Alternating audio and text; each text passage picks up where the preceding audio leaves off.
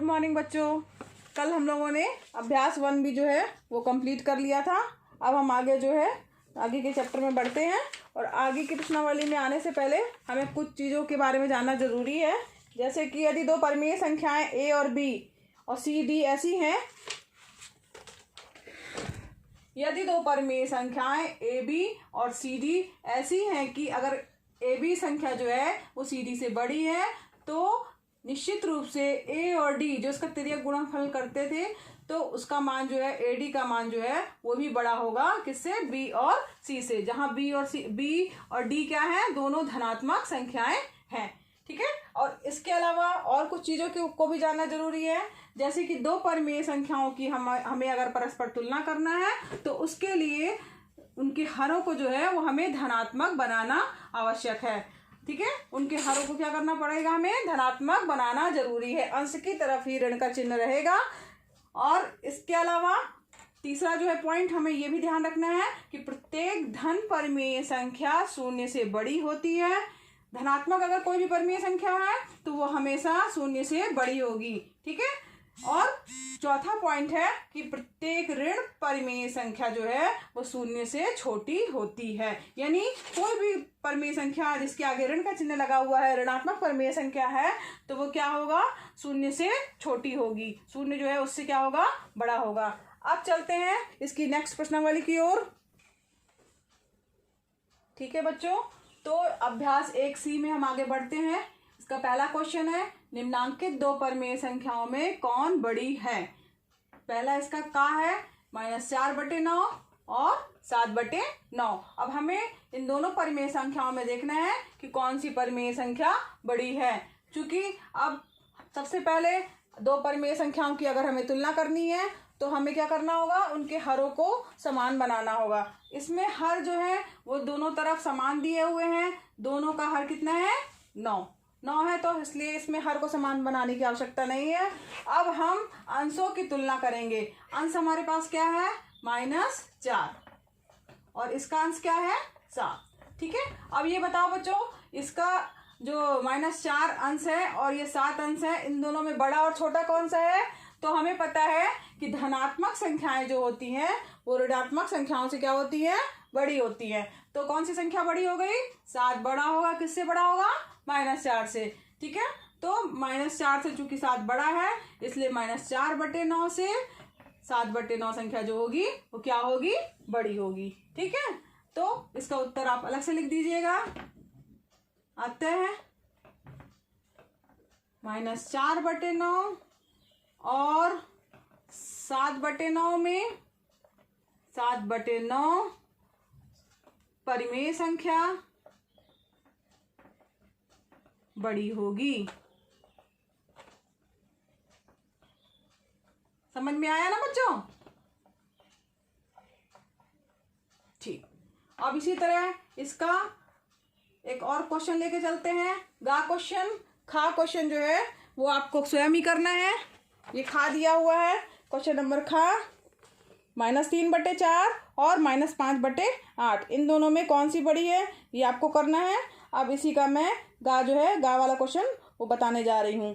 ठीक है। गा क्वेश्चन क्या दिया हुआ है, -7/12 और 5/-8। ठीक है।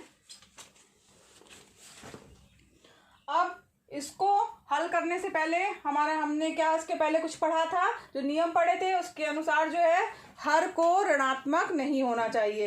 पहली बात तो ये। दूसरी बात ये कि दो परिमेय संख्याओं की अगर हमें तुलना करनी है तो हरों को समान बनाना है। ठीक है। अब हर यहाँ पे देखिए क्या है, 12 और यहाँ पे क्या है, -8। तो इसमें हरों को बराबर बनाना है। यानी 12 में अगर 2 का गुणा करते हैं तो कितना आ जाएगा, 24। ठीक। 12 × 2 करेंगे तो कितना आएगा, 24। ठीक। अब यहाँ देखो 8 की टेबल में भी क्या 24 आता है, 8 के पहाड़े में आता है। हाँ, 8 के पहाड़े में आता है 8 त्रिक 24। ठीक है। तो अगर हम इस वाली संख्या में -7/12 में 2 का ऊपर नीचे गुणा कर दें और 5/-8 में -3 का ऊपर नीचे गुणा कर दें तो इसमें -3 का गुणा क्यों किया गया है? क्योंकि हर को हमें क्या करना है? धनात्मक बनाना है, हर ऋणात्मक नहीं होना चाहिए। ठीक है, गुणा करेंगे तो क्या आएगा? 7 दूनी 14 -14 आ गया और 12 दूनी 24। ठीक है, 5 तिहाई 15 -15 आ गया और 8 दूनी 16 8 त्रिक 24। अब इसमें देखो दोनों संख्याओं में हर समान आ गए हमारे पास में और अंश जो है हमें क्या मिले हैं? अब इसके बाद अंश की ओर देखेंगे, -14 और -15। अब यहाँ ध्यान दो बच्चों, -14 संख्या बड़ी है कि -15? तो चूंकि हमें पता है कि जो, ठीक है बच्चों, तो अब इसमें ध्यान दो कौन सी संख्या ज्यादा बड़ी है। संख्या वैसे देखने में तो 15 बड़ी है 14 से, लेकिन जब उसके आगे माइनस का चिन्ह लग जाता है तब जो ये वाली संख्या है वो छोटी हो जाती है और -14 जो है वो संख्या क्या हो जाएगी? बड़ी हो जाएगी। ठीक है, चूंकि ये बड़ा हो गया है तो इसका मतलब है यहाँ पे लिखना पड़ेगा, चूंकि -14 इज ग्रेटर देन -15, इसलिए -14/24 जो है वो बड़ी हो जाएगी किससे? -15/24 से। तो -14/24 कौन सी संख्या है हमारी? -7/12। -7/12 है वो हमारा बड़ा हो जाएगा किससे? 5/-8 से। आप इसके बाद अलग से उत्तर लिखिएगा इसी तरीके से। अतः -7/12 और 5/-8 में -7/12 पर में संख्या बड़ी होगी। ठीक है, समझ में आया? अब इसके बाद हम नेक्स्ट क्वेश्चन की ओर बढ़ते हैं। देखो बच्चों, अब इसका नेक्स्ट क्वेश्चन है, निम्नांकित दो परमेय संख्याओं में कौन छोटी है? ठीक है, तो इन दो परमेय संख्याएं हमारे पास क्या दी हुई हैं? का क्वेश्चन है इसका, -4/9 और 5/-9। अब इसमें हमें पता लगाना है कि इन दोनों परमेय संख्याओं में कौन सी संख्या क्या है? छोटी है। तो सबसे पहले हमें ये ध्यान रखना होगा कि जो हर है वो ऋणात्मक नहीं होना चाहिए। ठीक है, इसके बाद दूसरी चीज हमें क्या ध्यान रखनी है कि जो हर है उसको समान बनाना है। तो चूंकि यहाँ इस वाली संख्या में भी क्या दिया हुआ है? दोनों के हर जो है वो अंकों में समान है, 9 और यहाँ -9। ठीक है, तो हमें केवल ये जो हर है ये ऋणात्मक है, इसलिए इसको हमें क्या करना होगा? धनात्मक बनाना होगा। धनात्मक बनाने के लिए हम इसमें -1 का गुणा करेंगे, 4/9। ठीक है, और ये यहाँ हो जाएगा 5/-9 में -1 का गुणा कर देंगे तो ये हमारा हर क्या हो जाएगा? -4/9 संख्या हो जाएगी और यहाँ पे हो जाएगा -5/9। ठीक, अब यहाँ पे दोनों हर समान हो गए हैं और धनात्मक भी हैं। अब हम इनकी तुलना करेंगे, अंशों की तुलना करेंगे। अब इसमें अंश क्या है हमारे पास? -4 है और -5 है। अब ये जो दो अंश हमारे हैं इसमें ध्यान दीजिए, यहाँ पे चूंकि लिख सकते हैं, चूंकि कौन सी संख्या इसमें बड़ी है? -4। चूंकि छोटा पता करना हमें कि कौन सी संख्या छोटी है, तो इसमें यहाँ ध्यान दीजिए -5 जो है वो छोटी है किससे?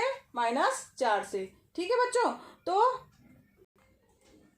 ठीक है, -4 जो है वो बड़ी है किससे? -5 से, और -5 जो है वो छोटा है किससे? -4 से। ठीक, तो चूंकि छोटा बताना है हमें तो इसके लिए हम ऐसे ये लिखेंगे, -5 जो है छोटा है -4 से। ठीक है, अब चूंकि -5 छोटा है -4 से, इसलिए -5/9 जो है वो छोटा होगा -4/9 से। तो इसके बाद उत्तर हम अलग से लिखेंगे। अतः 5/-9 संख्या -4/9 से छोटी होगी।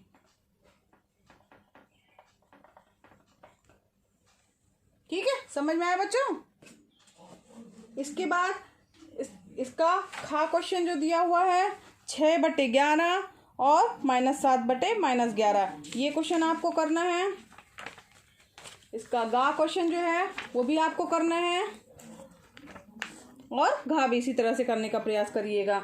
हरों को धनात्मक बनाना है और हरों को एक समान बनाना है। इसके लिए जो है दोनों हरों को एक समान बनाने के लिए हो सकता है हमें दोनों संख्याओं में ऊपर नीचे कोई संख्याओं का गुणा करना पड़े, लेकिन जब हमारे हर समान हो जाएंगे तब अंशों का हम तुलना करेंगे और तुलना करके हमें पता चल जाएगा कि कौन सी परिमेय संख्या जो है वो छोटी है। इसके बाद क्वेश्चन नंबर 3 में आइए। निम्नांकित प्रश्नों में उत्तर के 4 विकल्प दिए हैं, जिनमें से एक सही है, सही उत्तर छांटिए। परिमेय संख्या -4/18 के समतुल्य परिमेय संख्या है, कौन सी है? ठीक है, तो आइए हम इसको हल करते ब्लैक बोर्ड पे। देखो बच्चों, पहला इसका क्या है, परिमेय संख्या -4/18 के समतुल्य परिमेय संख्या है। तो कौन सी परिमेय संख्या? इसमें 4 ऑप्शन दिए हुए हैं हमारे पास में। क्या दिया हुआ? -4/18। तो इसको हम सरलतम रूप में तोड़ेंगे, तो इसके लिए हम 2 से भाग करेंगे। क्या आएगा? -2, 2 की टेबल में 4 कब आता है? 2 दूनी 4, तो -2 हो जाएगा। और 2 की टेबल में 18 कब आता है? 2 9 18। ठीक है, तो हमारे पास क्या आया? -2/9। अब चूंकि यहाँ देखेंगे, क्या हमारे पास -2/9 ऑप्शन है? नहीं है, तो हम इसमें अगर -1 का ऊपर नीचे गुणा कर दें तो कोई फर्क नहीं पड़ेगा, तब हमारी ये संख्या बदल जाएगी 2/-9। ठीक है, ये ऑप्शन है क्या कहीं? हाँ, ये पहला वाला जो ऑप्शन है ये हमारा यही है। अतः इसके समतुल्य परिमेय संख्या कौन सी होगी? 2/-9 होगी। ठीक है, इसी तरीके से इसके क्वेश्चन जो दिए हुए हैं, खा, गा और घा, ये तीनों ऑप्शनल क्वेश्चन है। ये आपको होमवर्क है, ये तीनों जो है आपको होमवर्क जो के रूप में करके दिखाना है। ठीक है, आप मुझे इसको भेजिएगा। ठीक, थैंक यू।